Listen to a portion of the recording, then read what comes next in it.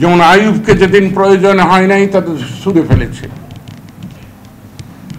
যেদিন বঙ্গবন্ধু শেখ মুজিবুর রহমানকে প্রয়োজন হয় নাই সেদিন ছুঁড়ে ফেলেছে, যেদিন জিয়াউর রহমানকে প্রয়োজন হয় নাই সেদিন ছুঁড়ে ফেলেছে, যেদিন এরশাদের প্রয়োজন হয় নাই তাকে ছুঁড়ে ফেলেছে, যেদিন খালেদার প্রয়োজন হয় নাই তাকে ছুঁড়ে ফেলেছে। আজকে সেই ছুঁড়ে ফেলার ঘটনাচক্র ঘটছে কিনা আমি তো জানি না। আমি বারবার হুঁশিয়ার করতে চেষ্টা করেছি। আমি বলবো যে কারফিউ কোনো সমাধান নয়, হত্যা কোনো সমাধান নয়। ওরা কারা? ওরা আমাদেরই সন্তান।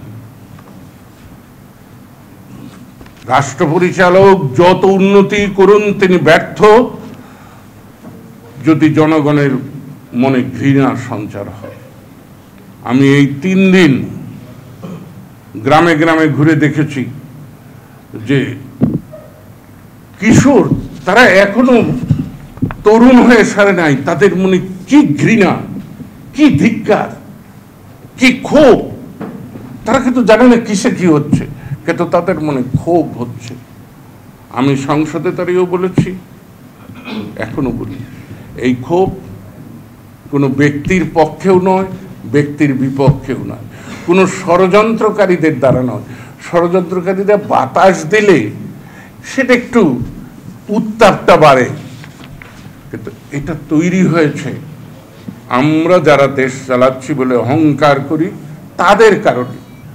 অবশ্যই বাতাস দিচ্ছে স্বাধীনতা বিরোধী শক্তি। তো তাই যদি আমরা বিশ্বাস করি তাহলে আমি বঙ্গবীর কাদের সিদ্দিকীকে বলবো যে বাংলাদেশের মানুষ তোমাকে বোঝে না। আমি তোমাকে শ্রদ্ধা করি এক জায়গায়, তুমি মুক্তিযুদ্ধ নিয়ে আমার খুব বেশি মাথা ব্যথা নেই, মুক্তিযুদ্ধ অনেকেই করেছে, কিন্তু ৭৫-এর 15ই আগস্টের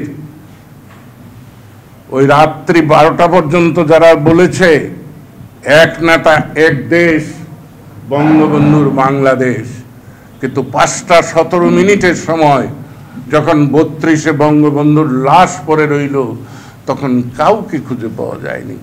সেদিন তুমি প্রতিবাদ করেছিলে।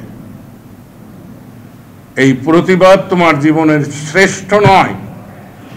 তুমি যে একজন স্বাধীনতা যোদ্ধা, তা এসিড টেস্টে তুমি একমাত্র এই দেশের স্বাধীনতা যোদ্ধা, আর কেউ নয়। আর যারা বলে তারা স্থাবকতা করে, তারা বিভ্রান্ত। তাই আজও তুমি এগিয়ে যাও, আমি তোমাকে সহযোগিতা করব। যারা আন্দোলন করে, এই তরুণদের আন্দোলন না, যারা জাতীয় আন্দোলন করে, তারা রাষ্ট্র ক্ষমতায় ছিল 20-22 বছর, তারা করেছে কি? জনগণও তাদেরকে চিনে। তাদের ডাকে কিন্তু এই আন্দোলনে কোনোদিন আসে নাই, কিন্তু আজকে এই তরুণদের ডাকে এসেছে। আর আমি একেবারে প্রধানমন্ত্রীকে বলবো, এনএসএফ আইয়ুবকে রক্ষা করতে পারেনি, ছাত্র সমাজ এরশাদকে রক্ষা করতে পারেনি, ছাত্রদল খালেদাকে রক্ষা করতে পারেনি। তাই ছাত্রলীগ কাউকে রক্ষা করতে পারবে তা না। আর আমরা যে ছাত্রলীগ করেছি, আজকের ছাত্রলীগের সে চরিত্র নয়। তাই পরিস্থিতি বুঝে সত্যিই যদি মানবতার জননী হন, সত্যিই যদি গণতন্ত্রে বিশ্বাস করেন, আর সত্যিই যদি বঙ্গবন্ধুকে প্রতিনিধিত্ব করেন, বঙ্গবন্ধুর প্রতি যদি সামান্যতম পিতার প্রতি শ্রদ্ধা থাকে, তাহলে বঙ্গবন্ধুর সম্মান রক্ষার্থেই সন্তানদেরকে আঁচলে আশ্রয় দিন। যারা নিহত হয়েছে, যেভাবে নিহত হয়েছে তার বিচার করুন, কমিশন গঠন করুন, ক্ষতিপূরণ দিন, এবং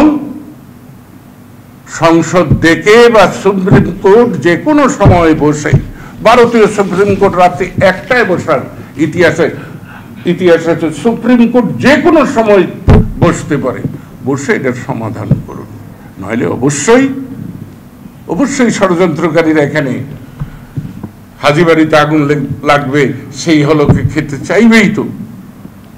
তাই আর রক্তাক্ত নয়, আমাদের সবকিছু কিন্তু যা আপনি করেছেন, মেট্রো রেল ধ্বংস হয়ে গেছে কালকে, বহুত কিছু কিন্তু ইতিমধ্যে ধ্বংস হয়ে গেছে।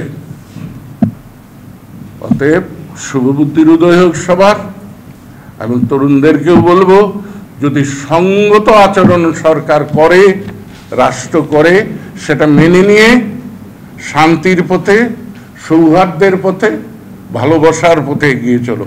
ধন্যবাদ। জয় বাংলা।